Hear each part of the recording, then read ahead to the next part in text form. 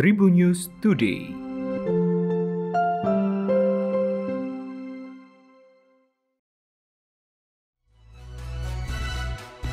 Halo Tribuners, berjumpa kembali bersama Memes di Tribun News Today. Memes akan berbagi informasi menarik untuk kamu dimulai dari berita nasional. Wakil Ketua Umum MUI Anwar Abbas mengecam tindakan oknum aparat yang melakukan penegakan aturan PPKM darurat secara kasar dan arogan terhadap para pedagang. Menurut Anwar Abbas, para pedagang tersebut bukan tidak tahu bahwa COVID-19 berbahaya. Namun mereka harus menafkahi keluarganya sehingga tetap keluar rumah untuk berdagang. Anwar mengatakan kalau tidak berdagang maka pedagang tidak akan mendapatkan penghasilan. Sementara para aparat tetap mendapatkan gaji di awal atau akhir bulan. Dirinya meminta pemerintah memberikan bantuan sosial untuk masyarakat yang terdampak penerapan PPKM darurat. Masyarakat akan stres dan hidup kelaparan jika tidak mendapatkan bantuan, sehingga imunitas atau kekebalan tubuh mereka akan menurun.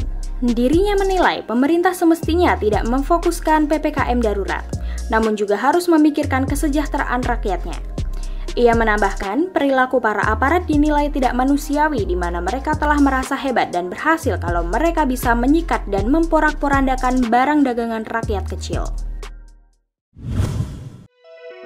Dua orang dokter di Medan, Dr. Indra Wirawan dan Dr. Kristinus Saragih, terlibat kasus jual beli vaksin COVID-19.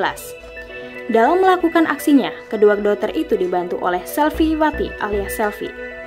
Kedua dokter itu sengaja menggelapkan vaksin yang harusnya menjadi milik rakyat. Modusnya menyembunyikan vaksin sisa yang mestinya dikembalikan ke pemerintah. Vaksin itu kemudian disuntikan kepada masyarakat dengan sejumlah imbalan biaya. Menurut Kasih Intel Kejari Medan Bondan Subrata, saat ini kedua dokter itu sudah diserahkan ke pihak kejaksaan. Kasusnya memasuki babak pelimpahan tahap 2 di Kejari Medan. Bondan mengatakan pelimpahan tahap 2 berkas dan tersangka dilakukan di ruang Pitsus Kejari Medan. Bondan mengatakan awalnya tersangka Selviwati menghubungi Dr. Kristinus Saragih yang bekerja sebagai pegawai negeri sipil di Dinas Kesehatan Sumatera Utara. Selanjutnya, tersangka Dr. Kristinus Saragih yang bertugas sebagai vaksinator di Dinas Kesehatan Sumut menggelapkan vaksin yang seharusnya menjadi milik rakyat. Vaksin tersebut disimpan dan tidak dikembalikan ke Dinas Kesehatan Sumatera Utara. Selanjutnya, tersangka Selviwati membuat kesepakatan dengan tersangka Dr. Indra Wirawan. Kesepakatan itu adalah untuk mau melakukan vaksin dengan orang-orang yang akan dikumpulkannya.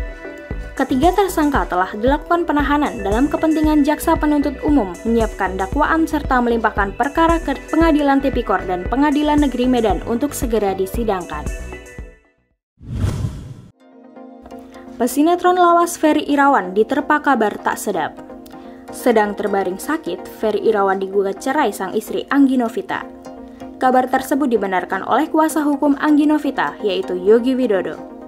Yogi mengatakan kliennya mantap melayangkan gugatan cerai pada Ferry Irawan sejak awal Juli 2021 di Pengadilan Agama Jakarta Selatan.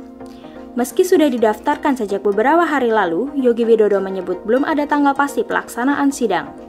Yogi mengatakan bahwa sebenarnya gugatan cerai ingin dilakukan sejak beberapa tahun lalu.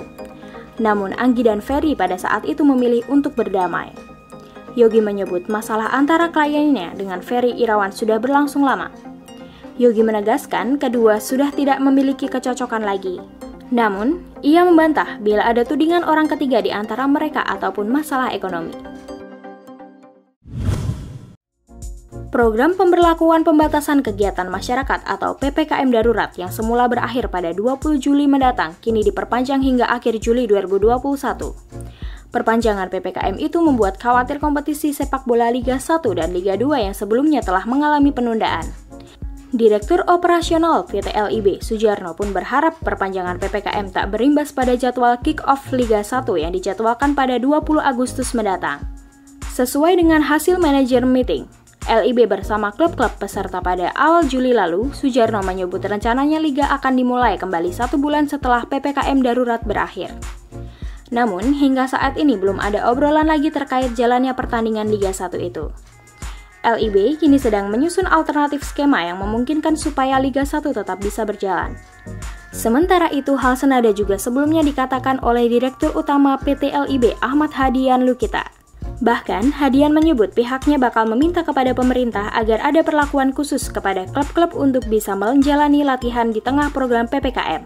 Ia juga berharap paling tidak para klub bola dapat berlatih sesuai dengan protokol kesehatan yang ketat. Demikian tadi 4 informasi terkini yang menarik untuk kamu ketahui. Jangan lupa untuk terus mendengarkan Tribun News Today hanya di Tribun News Podcast, Spotify, dan YouTube channel tribunnews.com. Saya Memes pamit undur diri, sampai jumpa. Tribun News Today.